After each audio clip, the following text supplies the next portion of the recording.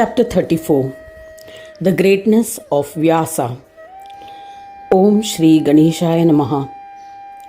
Mudgalacharya continued the narration. Vyasa, who was Janardana Vishnu himself, was born as the son of Parashara. Devas had prayed that the Vedas need to be compiled and classified. He became arrogant and took pride in this knowledge. He stopped remembering Gajanana.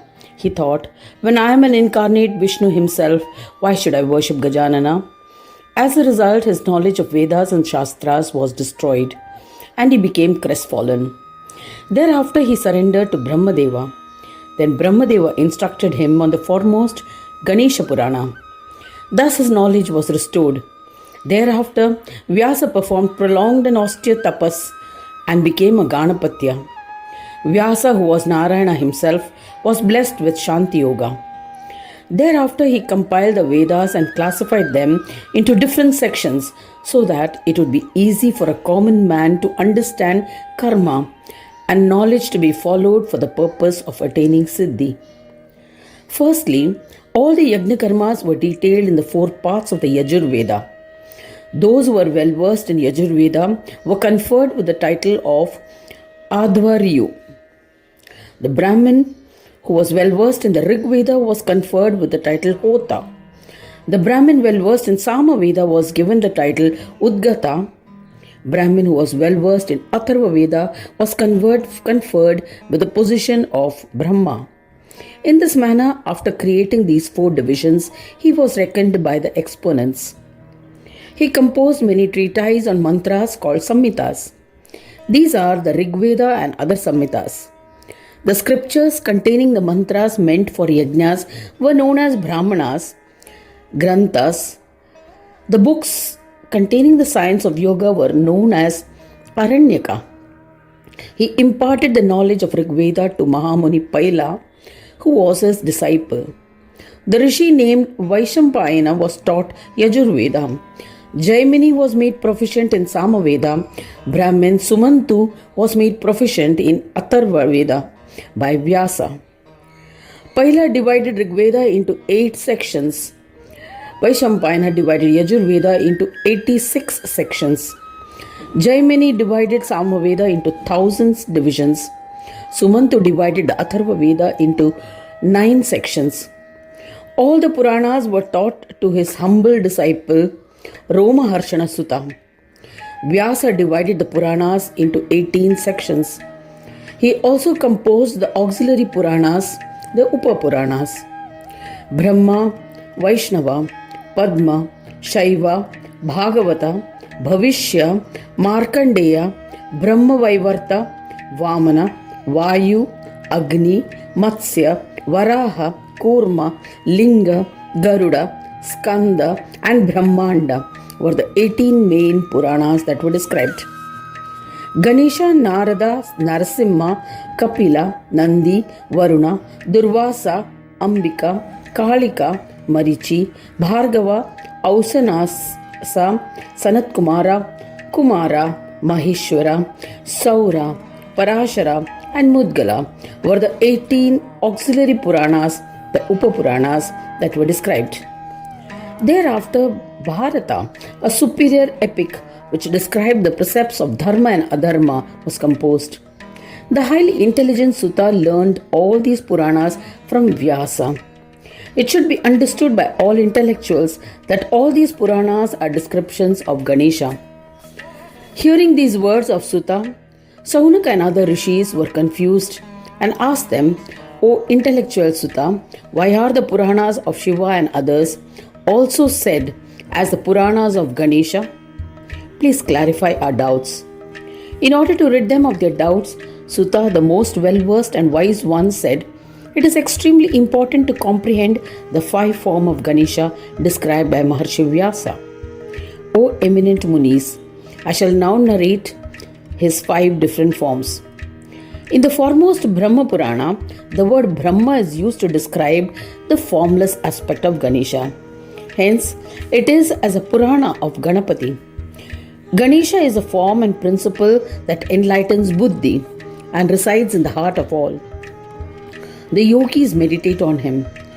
O Muni, This supreme tattva is devoid of any form and also the witness of all. It is the one which cannot be experienced by the mind and expressed through speech, mano vani vihina. The sannyasi munis who have adopted renunciation must comprehend this. Sannyasa means having no desire of aspiration other than liberation or union with God. The yogis and the sannyasis, the four types, meditate on him and contemplate on his four forms in their heart. Ganesha, the driver of the intellect, is established in their hearts. In the sannyasa order also there are four stages of upliftment towards perfection. The scriptures mention 6 stages of sannyasa: Kutichaka, ashrama the dweller; Bahudaka, supported by many; 3. Hamsa, the swan; 4th, Paramahamsa, the great swan. This order of life is respected by all others. Brahmanda Purana is the last of all Puranas. It is also a Ganesh Purana. The Omkara form of Saguna Ganesha has been described in it. Gajanana, in the form and shape of Pranava, Om, created this world and has divided it into 5 forms. Omkara has divided himself into 5 forms, namely the syllable A, syllable U, and the syllable Ma, Nada, and the Bindu. It is with these 5 forms that the divine Gajanana conducts plays. Yogis meditate on the one who exists in the shape of Pranava and is the essence and the shape of the world, Jagadatma and Jagadakara. The Brahmins worship him daily and contemplate on him for fulfillment of karma at the time of commencement of karmas. Ganapati is worshipped for attainment of these. Vignesha, the one who appears as the whole universe, is endowed with all attributes. Similarly, among the auxiliary Puranas, the Upapuranas, the foremost Purana is the Ganesh Purana. The various incarnations, as seen in the various forms and shapes taken by Ganaraja, have been described in it. These are 2 forms of Ganesha. One is Saguna form, in the form of the world, and the other is Nirguna form, the form of pure consciousness, Shuddha Chaitanya, which is the driver of the intellect. So that one can acquire the knowledge of both these forms sequentially, a devotee must worship and extol the Saguna form with attributes. The devoted Maharshis extol and worship the Sakara form of Gananayaka, bearing symbols such as Gajamukha and others, sing his bhajans and recite mantras. By performing austerities alone, yogis and ascetics can attain the Saguna and Nirguna form of Ganesha easily. The last of the Puranas is Mudgal Puran. It is the essence of yoga and Upanishads. It describes the yogic form of Vignesha. Mudgal Puran has convincingly explained how the form of Saguna and Nirguna Brahma in the embodied form is a form of yoga that has been described in the 3 Vedas. Sukha and other yogis who are bereft of Varnashrama sing bhajans and Ganesha by practicing Abheda Yoga. Abheda Yoga is the realization that Ganesha exists everywhere. It is accepted by all that because of this uniqueness of Ganesha, he is worshipped before the commencement of any project. Vedantas have said that in the end he is only existent Ganesha. The one who is in the beginning also remains in the end. This has been accepted by all. Hence, Ganesha has been described in the first and last Puranas. By this deduction, it can also be stated that he is described in all Puranas in the middle as well.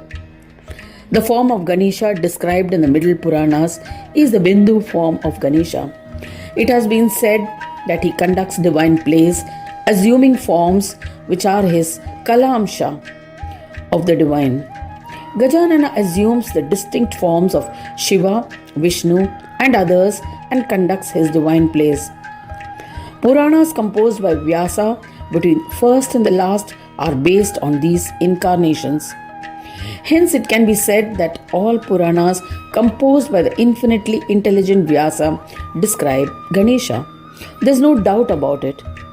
The one who comprehends these five forms of Gajanana will be devoid of infatuations. He will be Mohahina. The fourfold puja of Ganesha should be performed at the commencement of any deed. This will help in achieving success in their endeavors. The worship of an idol is a first step. Worshipping through Pranava or Om is the second path. The intellectual path is the third method, where after attaining Buddhi, knowledge of wisdom, through the enlightened Buddhi, one performs the puja through remembrance and contemplation. The fourth is a Shanti Yoga method. Therefore, some devotees will perform the puja of the idol of Ganesha, who is the bestower of all siddhis, before commencement the recitation of the Purana. Some Brahmins and others always remember Lord Gananayaka, who bestows buddhi in the recesses of their heart. Some others worship the Omkara form of Ganesha at the commencement of any deed and contemplate on all siddhi bestowing Vignanayaka. Yet others worship or contemplate on him in an idol form. One must worship Ganesha at the commencement of all deeds by any method. This has been mentioned in the Shastras. In this manner, one who loves his devotees, Gajanana, who confers peace, exists in the beginning, middle, and end in the yogic form. The capable devotees of Ganesha, Vyasa, received the knowledge of Ganesha from Brahmadeva. As a result, he was able to comprehend the various forms of Ganesha. In order to destroy vasanas, the past impressions in the mind that influences behavior, Vyasa composed the Puranas of Shiva and other gods serially. I have narrated the entire glory of Vyasa. Anyone who reads or listens to the glory of Vyasa will be blessed with fulfillment of all his desires. Thus ends the 34th chapter titled The Greatness of Vyasa in the second Khanda of the Purana Upanishad, Srimad Mudgal Puran, describing the legends of Ekadanta, dedicated to Sri Gajanana. End of chapter 34.